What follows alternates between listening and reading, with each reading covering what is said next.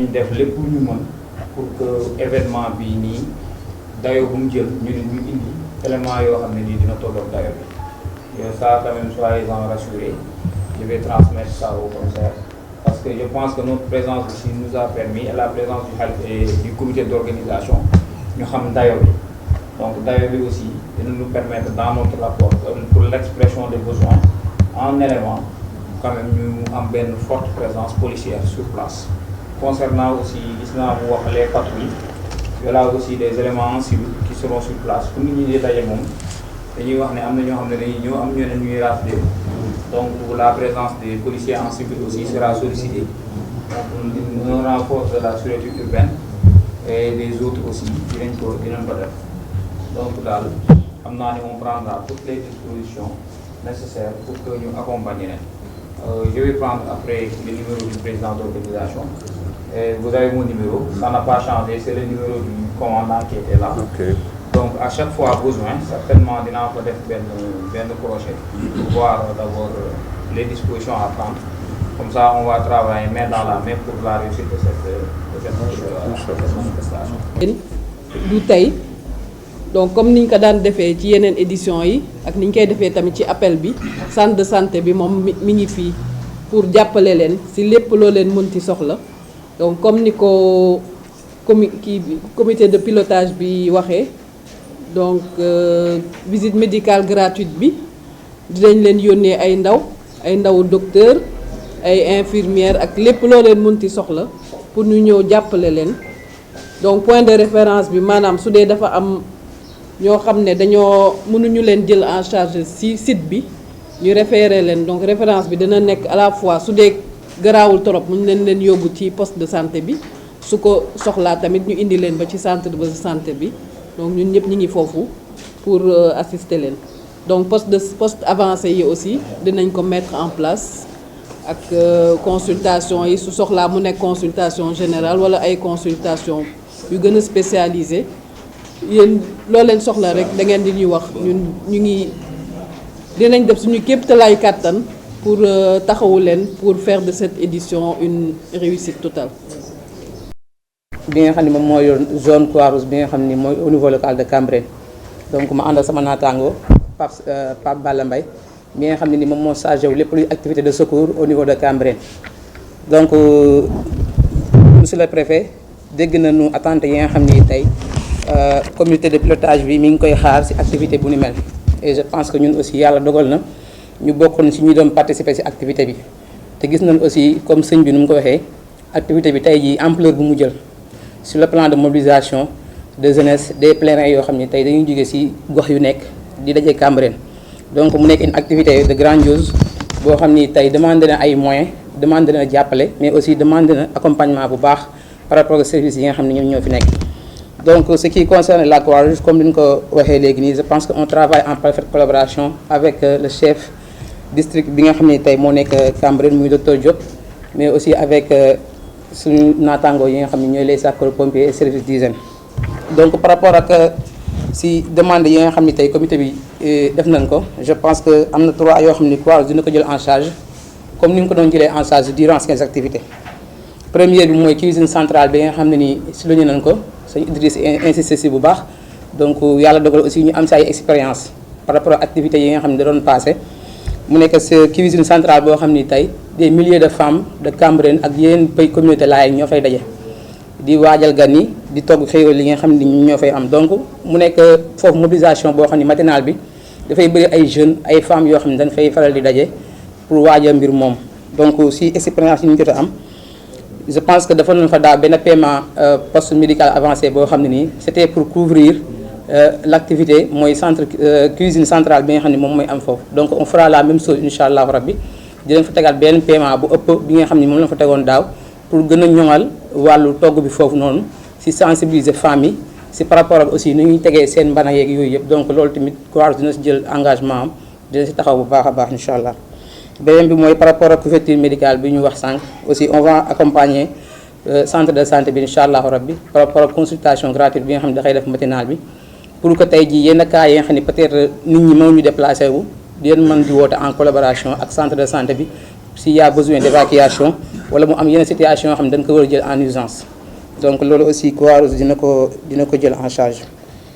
beneen bi si topp mooy guddi gi comme ni ko sëñ bi waxee mu nekk une grande mobilisation la nuit boo xam ni tey ñëpp dañu fay teew boobu aussi Croix-Rouge dina fa mobiliser ay membres am pour ñu taxaw ko incha allahu rabbi bu baax a baax. je pense que point yooyu lañ fi souligner yoo xam ni concerné na Croix-Rouge te incha allahu rabbi si cadre président bi nga xam ne mooy Ndeye Fatou Mbaye dinañ jël en charge 3 points yooyu incha allahu rabbi def si suñu taxawaay di jéggal bu baax si cadre yi. maa nekk représentant commandant d'unité des Parcelles Assainies bu sapeur pompier bi bon maa ngi tudd Adama Ba donc man def naa fi minimum 5 ans donc yaakaar naa fekkee événement bi di dalal seen xel par rapport ak seen attentes yi aussi kon ni vu l'importance de l'événement incha allah un bon nombre d'éléments sera déployé pour ñu assurer la sécurité également comme d'habitude nu ñu ko daan defee et surtout aussi comme en matériel dinañ déployer le maximum d'engins qui sera utile pour couvrir l'événement donc jusque ni par rapport ak les autres attentes su fekkee aussi da ngeen am yeneen demande yoo xam ne daaw leen ko am wala boog ngeen gis foo xam ne dafa amoon manquement ngeen proposé ko comme ça ma noté ko incha allah su ma àggee sama kilifa gi aussi dinaa ko rendre compte par rapport à ça comme ça ñu gën a am taxawaay pour waajalaat bés bi incha allah loolu moo si nekkoon sama kàddu te di gën a dalal seen xel incha allah que ni lépp dinañ ko def mu jaar ci yoon gën leen dalal seen xel incha allah. chaque année dañuy liggéey comité bi mu jox ñu liste bi désinfection fu ñu war a désinfecté dañ koy désinfecté avant pendant bi sensibilisation bi yëpp dañ koy def après tamit bu ci amee lu ñu si war a dolli dañuy dolli ko ci loolu daal laa amoon lu muy pour que am dotation en médicaments je sais pas lan ngeen ñu si mën a jàppale mais loolu daal nekk une préoccupation pour que assurer en fait un bon déroulement de cette activité ñu am une dotation en médicaments donc loolu bëgg nañ ko par rapport aux sapeurs-pompiers par rapport am comme ni ma koy waxee dans le texte dafa am une concentration humaine bu importante au niveau sous le pont avec la cuisine boobu dañuy soxla des citernes en eau qui permettent en fait d'approvisionnement régulier en eau courante loolu daal bëggoon nañu ci appui 2 camions citernes bu ñu ko amee daal foofu positionné foofu dinañu aider beaucoup à doter les femmes de trucs quoi de d'eau en permanence donc monsieur le préfet loolu mooy doon préoccupation ñu doon souligner pour insister pour que daal côté boobu service d'hygiène également bëggoon nañu le site bi nga xam ne mooy abri de cuisine bi ñu mën ko désinfecter très rapidement et que mu am un suivi autour de ça et dans les foyers également qui sont fréquentés ñu mën am désinfection à temps. mais aussi indicateurs yi bañ ñu échappé ñu xam vraiment yi ñu fa def yëpp mu nekk des rapports fiables pour le médecin chef mën ko dugal ci ay statistiques am voilà. xamante ne ñoom ils peuvent sax l'avoir sur place mais am na ci yoo xamante ne foog ñu dem kii ko uti ko moo lépp luñ ci am dinañ leen informer yéen comité bi yi nga xamante ne aussi mënuñu ko am danañ leen ko wax. su fekkee yéen vous pouvez chercher ça ailleurs ngeen dem uti ko feneen ngeen compléter la liste bon sauf que foofu li ñuy préciser toujours avec les organisations de ces genres de manifestations parce que garab dafa sensible te du ku nekk moo ko war a manipuler du ku nekk moo ko war a yor te souvent genre manifestation yi suñu ci paree dañuy wax lépp luy garab lu ñu indi woon pour la manifestation suñ ko utiliser wul dañ koy jëlaat joxaat ko waa santé ça c'est des préoccupations de santé publique bëgguñu ko bàyyiwaat ci ñi nga xamante ne xamuñu garab xamuñu nuñ ko war a utiliser moo tax toujours dañu bëgg le reste ñu jëlaat ko joxaat ko waa santé yi pour ñu delloowaat ko ñoom ci les populations mais puisque ñoom ñoo xam nuñ ko war a jëfandikoo c'est pas prudent de laisser ça encore entre les mains des gens qui voilà. Pour rassurer monsieur le préfet, à ce niveau, tout ce qui est volet santé, c'est laissé sous la supervision du médecin-chef qui est là-bas au niveau de la. Donc le comité met que les dispositifs pour cela. Mais tout ce qui est médicament, tout ce qui est organisation médicale, nous l'avons fait. Le reliquat aussi, nous l'avons fait. Voilà. Donc, c'est bon parce que souvent dañu bëgg ñun def précision yooyu. c'est important. Balaa souvent yenn organisateurs yi après dañu ñëw ne ñu non ñun bi ñu paree suñu garab yi gisuñu ko. ñoo waa médecin yi ñoo ko jëlaat. c'est-à-dire dañu ñëw consigner le restant wax le montant ba ñu xam ne montant bi temps la bu 300 000 moo xam 400 000 la ñu jël ko jox ko centre de santé ñu teg ko foofu képp ku ñëw foofu di consulter wu su fekkee xool nañu ne yow garab bi nga soxla mu ngi foofu dañ koy jël gratuitement joxaat la ko ba lépp delluwaat ci population yi comme ça qu'on le fait voilà. Si on peut élargir aussi la consultation gratuite au poste de santé de Cambérène. On a cité monsieur le maire, c'est les deux structures. Poste de santé, c'est ça voilà. waa Croix-Rouge waa antenne bu Cambérène ñoo fi nekk ah yéen a fi nekk bu ok. donc bëggoon naa ajouter benn point rek par rapport. Bon, on s'attendait peut-être mu envoyer aussi waa Cambérène je sais pas pourquoi mu envoyer fi waa Parcelles rek mais souvent waa Sonaget dañ lay wax toujours ne ñoom aussi su activité amee dañu def jonction équipe yi lay dañu ñëw renforcer équipe yi ñu mën leen jàppale pour ñu mën a def liggéey bi voilà donc tout compte fait finalement sotti la ak def si yàggal ko fii guddal fanam may ko wér may ko ñi fi teew ñëpp di leen jaale suñu sang bi nga xam ne tamit jóge na fi di ñaan yàlla suñu borom mu taas ñu ci barkeem di sant yàlla nag ci teewaay bi ndax li tax ñu wax ko ñun ñoo ko xam incha allah lu ci bari nag ci comité Layène bu biir amoon ñu war a laaj ONAS ku ñuy wax Mbaye Seck Ndoye defe naa ñu bari ci yéen xam ngeen ko moo daan teewee les CRD suñu borom dafa dogal temps yi mu nekk en congé c'est pourquoi man ni ma teew fi nag ma koy sante looloo tax ma ne ma koy sante yàlla ndax moom ci comité bi la bokk ci mbokki Layène ni la bokk ñu bokk doon liggéey mu doon koo xam ne ku exemplaire la moo ñu mag ci service bi suñu borom dogal mu ñuy wan lu bari ñu koy xam ci moom di ko jàngee ci moom ko koy jéem a doxal suñu borom dogal tey jii nag ñun ñu envoyé ñu fi ñun ñi aujourd'hui pour ñu jéem a doxal li nga xam ne moom doon na ko jéem a doxal defe naa ne ci seen comité bi lu ci bari loo xam ne daan na xew ci daan laal ONAS moom moo ko daan dox te incha allah de le 25 bi sax boo moytu lu bari ci loxoom lay jaar même naam bu fekkee ñu duñ ko mën a def sax ci loxoom lañ koy jaarale mu ñëw ko incha allah li may njëkk nag di wax rek mooy dafa am benn mbir moo xam ne sànq dama di dégg sëriñ bi mu wax ko concernant les toilettes mobiles dama gis mu demander des toilettes mobiles te waxul nombre bi on devrait avoir le nombre bi nga xam ne moom ngeen souhaité pour ñu noter ko bu ñu demee ñu xool le maximum ci ONAS mën a def dina ko ci def incha allah. beneen bi ci des mu wax ci dotation camion de vidange pour ñu vider certaines maisons au nombre de 25. xam naa ne au nombre de 25 moom ça va être très bien seul pour ONAS jox leen ko mais nag dina ci taxaw lu mu ci war a taxaw te incha allah lépp lu nga xam ne war na ko ci mën a defal dina ko ci def incha allah. beneen bi des muy li monsieur le maire wax concernant la finalisation des travaux d'assainissement yi ñu amoon foofu concernant les eaux usées daanaka boo xoolee foofu réseau eaux usées bi daanaka mën nañu wax ne pare na li fa desoon c'est le lieu où la station de pompage moo fa nekk pour ñu mën ko defar pour mën mettre en service ces réseaux il y a eu des blocages peut-être blocage yooyu gars yi ñu ngi ciy dox pour mu débloquer wu incha allah bu débloquer ONAS va finaliser les travaux là-bas ça faisait partie des travaux des Djibi ci la projet boobu duggoon incha allah on va le finaliser su fekkee blocage yooyu dañ na finaliser ko ba mettre en service ces réseaux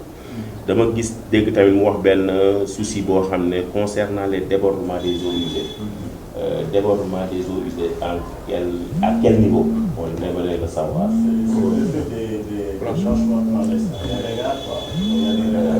Sur le nouveau réseau qu'on a mis en place et qu'on n'a pas encore mis en service. Il y a eu des gens qui branché wu. waaw loolu nag moom faute la ndax nit koo xam ne xam nga ne lii doxagul nga ciy branché te xam nga ne li ngay branché bi du dem fenn mooy damaa bëgg sama samp convoquer sama population am na ci loo xam ne ñun suñu bopp ñoo ko war a bañ comme ni ma ko waxee woon benn jour ci benn forum au niveau des Parcelles Assainies ñuy casse au niveau de l'unité 13 concernant les branchements yi ñu def ci eau pluviale ma ne leen yéen xam ngeen ne lii eau pluviale la xam ngeen ne du pour ndoxu eau usée ngeen jël seen branchement ngeen def ko ci ba pare na ONAS na ñëw mu dindi ko moi je suis pas d'accord dans ça yéen ñi ko fi def yéen a ko war a dindi seen bopp parce que ñun ay xam nga dëkk moom bu jotee rek nga dund branchement le réseau la boo xam ne c'est pas encore mis en service station de pompage amagu fa pour relayer ndox moom di ko pomper mu ñëw Cambérène kon kenn amagul droit branché ci ku ci branché su la gars yi jàppee demee da nga ko war a porter plainte au niveau de la service d'hygiène waa service d'hygiène def seen liggéey li ci war ñu def ko bu yaree sanction ñu sanctionné man foofu laa gisee ngeen baal ma nag ci kàddu bu fekkee dëgg waaye incha allah lépp lu nga xam ne war na ci bis bi concernant les toilettes mobiles concernant la dotation de camions de vidange mënuma leen assurer le nombre bi dinañ leen ko jox mais lu ngeen ci demandé luñ ci mën ONAS mën incha allah dinañ ko remonter à notre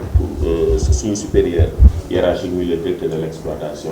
luñ ci mën incha allah dinañ ko def incha allah avec l'appui de El Hadj Mbaye incha allah. Bonjour, maa ngi nuyu ñëpp. Je représente la CNO, notre directeur territorial de Dakar 2, Monsieur Diatta. Moi, c'est Samuel Ndiolène. Je dirais que tout à l'heure, j'ai cru entendre le monsieur parler de branchement. Vu que les branchements qu'on avait prévus avec l'appel, il y a des branchements qu'on n'a pas fait. Mais je ne pense pas que ça soit possible de faire des branchements comme les branchements que nous avons fait lors de l'appel, parce que j'ai regardé la lettre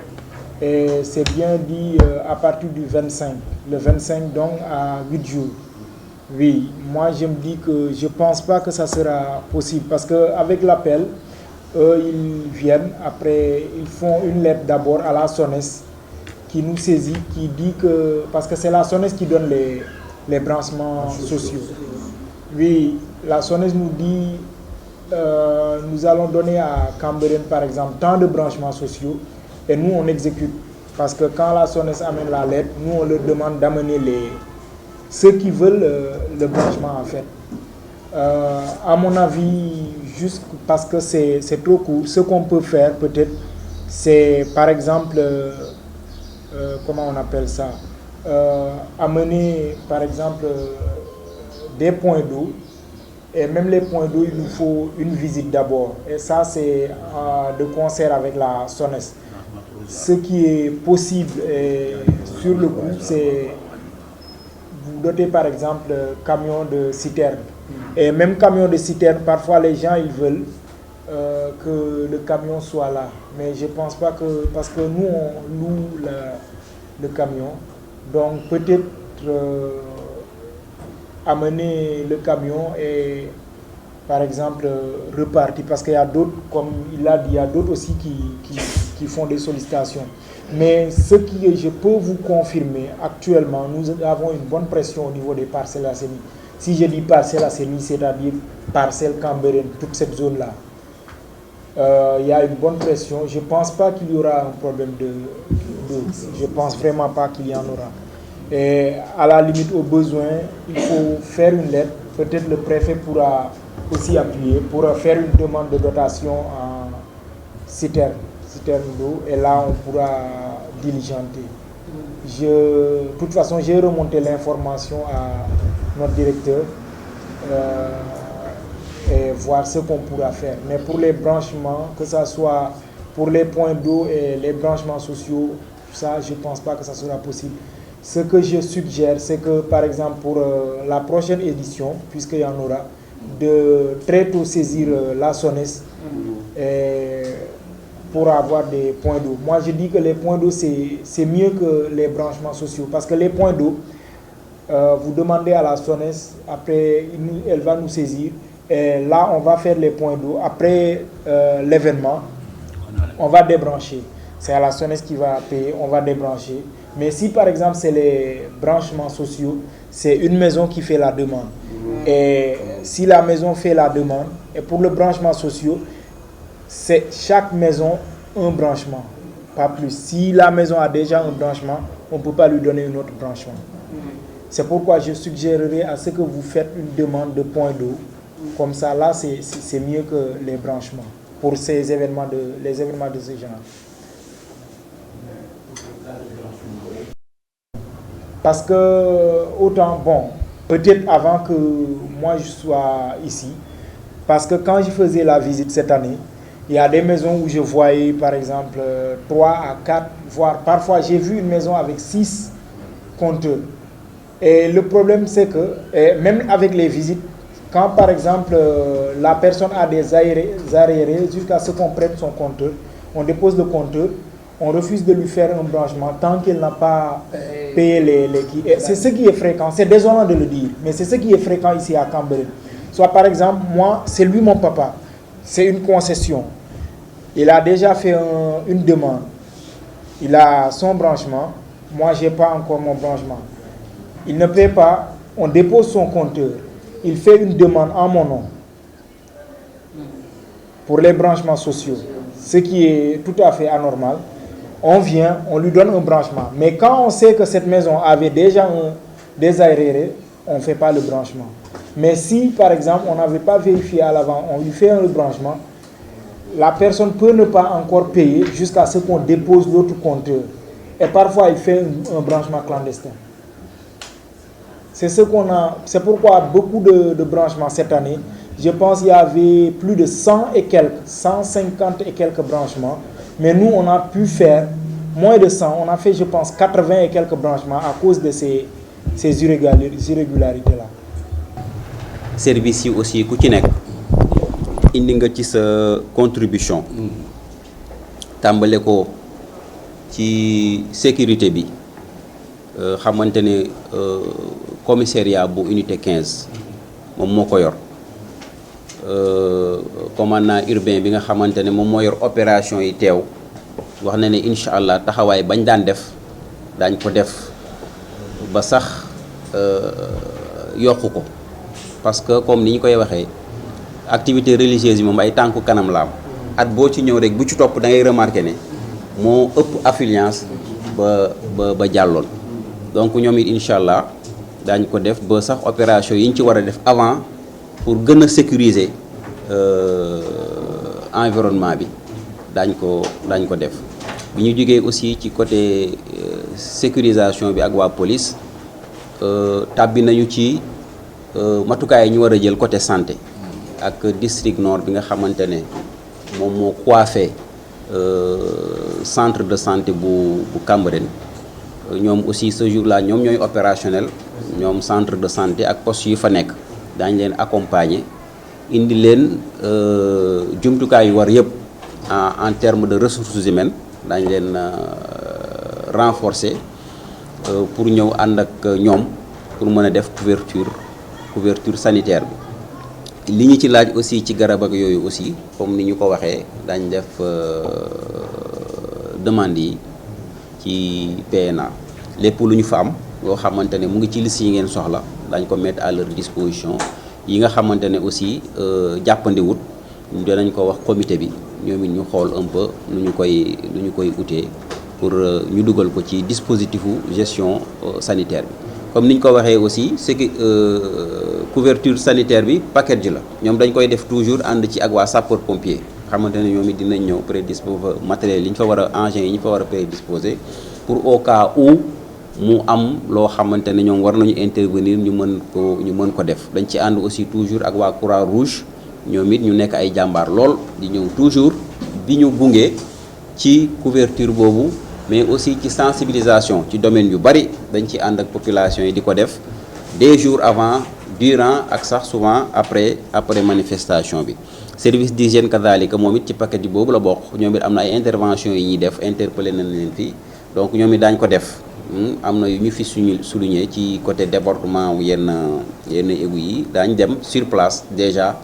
sensibiliser les populations ci loolu aussi ànd ci ak mairie bi ci opération de saupoudrage wala ay désinsectisation ak désinfection yu ñu fa war a def su ko defee mën a lépp loo xamante ne mën na gàllankoor ci yenn produits yi ñu fay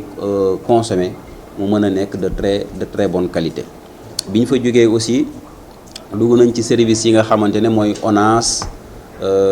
di Sonaged donc ONAS ci côté assainissement bi ñoom it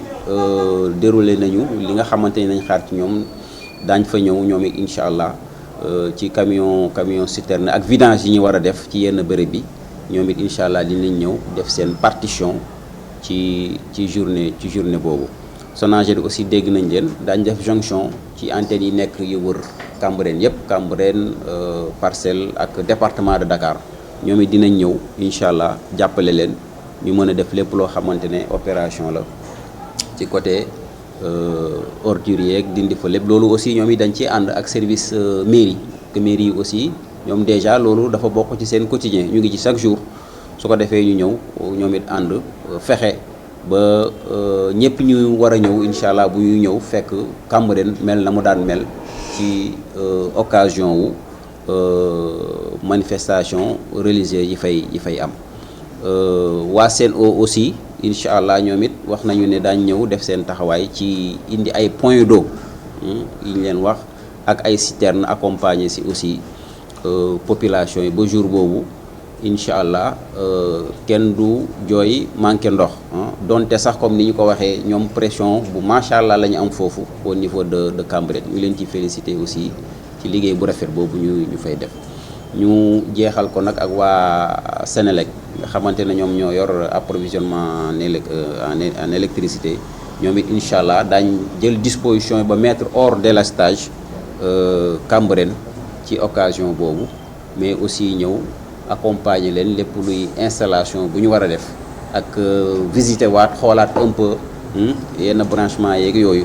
gën a mën a sécuriser en tout cas réseau bi accompagner leen aussi durant toute l'activité yooyu daal poñ la ñu fi jàppoon ne loolu la comité d'organisation bi wax ñu war ko accompagner manifestation bi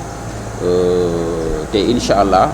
liggéey bi ñun tàmbali nañ ko depuis maire jël contact ak ñun ci lañ ko tàmbalee donc di xool un peu ce qu'on peut faire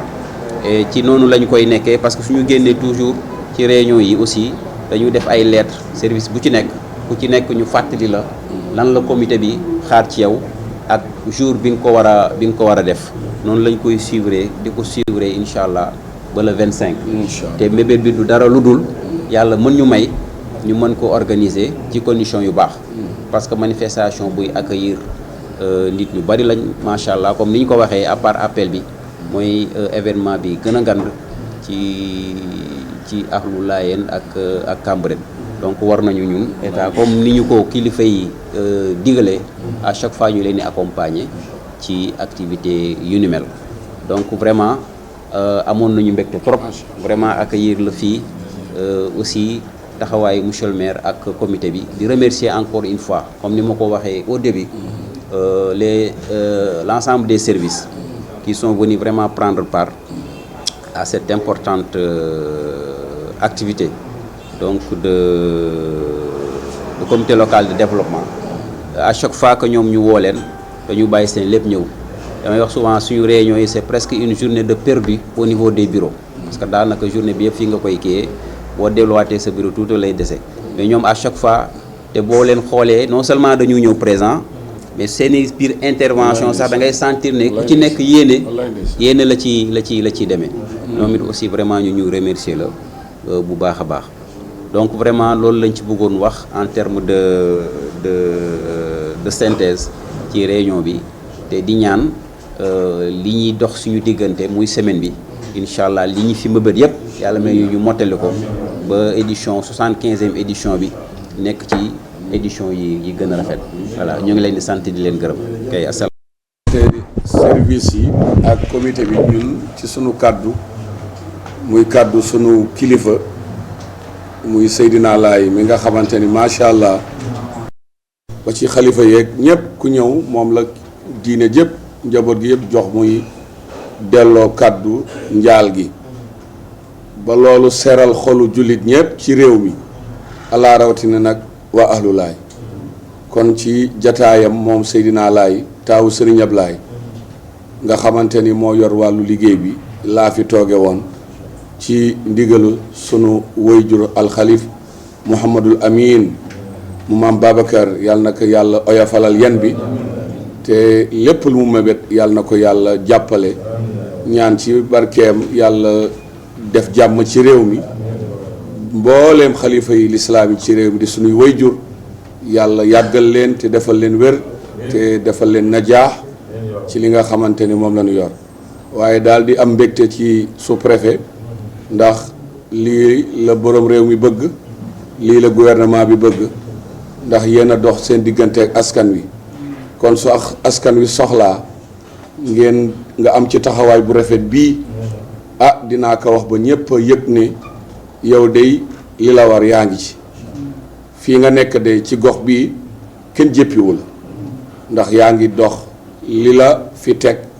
nga tekk ci yoon ak jege askan wi am ci yéene bu rafet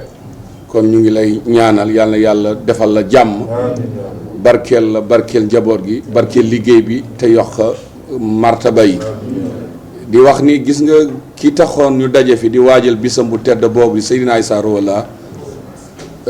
maa ngi fi gis ay services yoo xamante ni moom yàlla baaxe na ko ci ay mayam 1931 ba mu demee France ci exposition Vincent